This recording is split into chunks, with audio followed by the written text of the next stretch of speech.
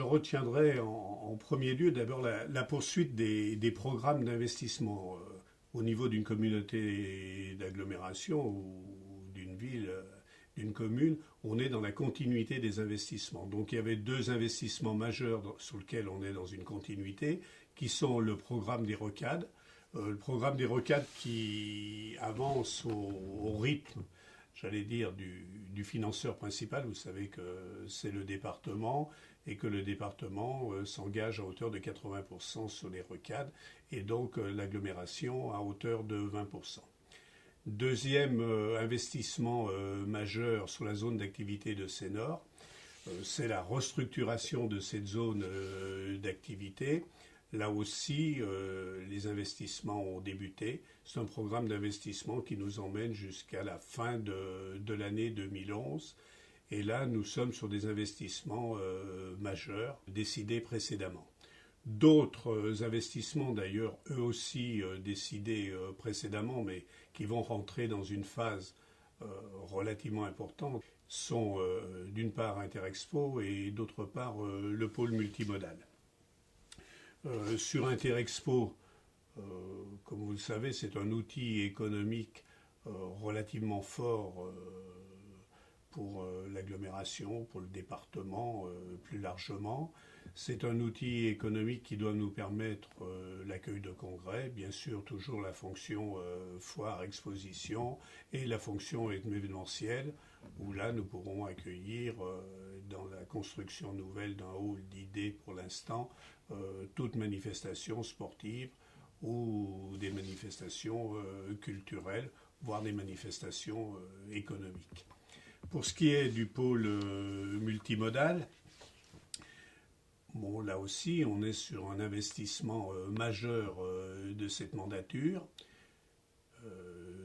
Pas facile à réaliser parce que nous sommes un nombre de partenaires relativement important, 7 partenaires, au niveau des collectivités territoriales, à la fois l'État, la région, le département, la ville de Bourg-en-Bresse, et puis RFF et la SNCF. Et donc nous, l'agglomération, maître d'ouvrage sur les aménagements sur le Pelou, avec la double entrée de la gare, entrée par le quartier du Pelou et bien sûr l'entrée par le pôle principal qui est l'aménagement de l'avenue Pierre-Sémard avec la réalisation de la gare routière et de tout le plateau d'accueil.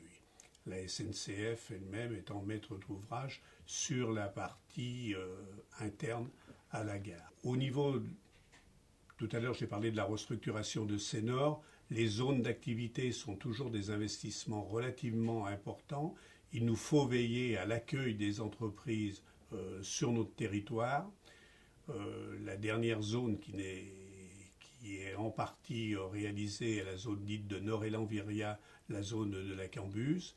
Il y aura d'autres zones qui verront le jour, mais actuellement on est plus à faire un point sur la commercialisation de nos terrains avant de se lancer dans d'autres réalisations à ce niveau-là. Les inquiétudes que nous avions s'avèrent aujourd'hui totalement justifiées, réelles, depuis le vote de la loi de finances de 2010.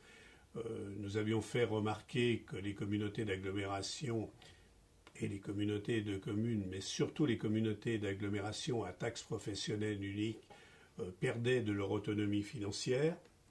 Cette autonomie financière est très sérieusement réduite. Le deuxième point qu'on avait fait remarquer, c'est aussi quand même la dislocation du lien économique avec le territoire. Le lien économique avec l'entreprise était relativement fort. Il se détend.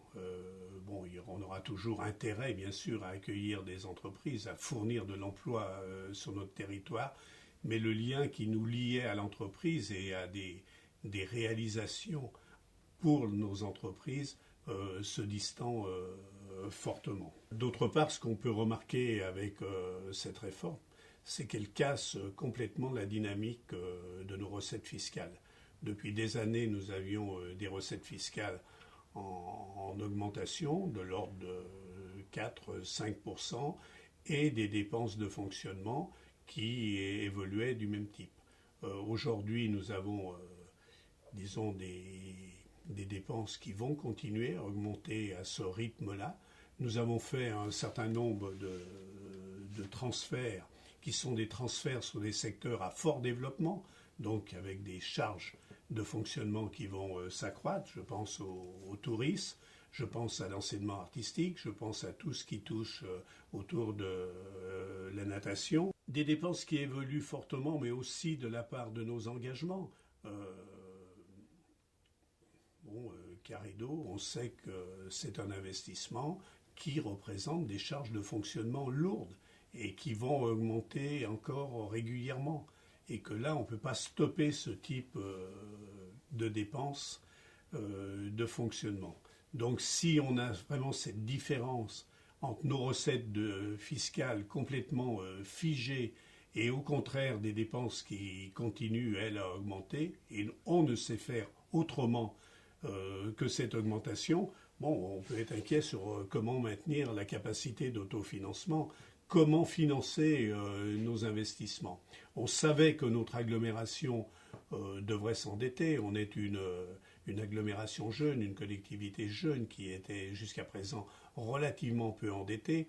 On rentrait dans une phase d'investissement majeure pour l'agglomération, nécessaire pour l'agglomération pour son développement, nécessaire aussi pour l'activité économique. On est dans une période de crise.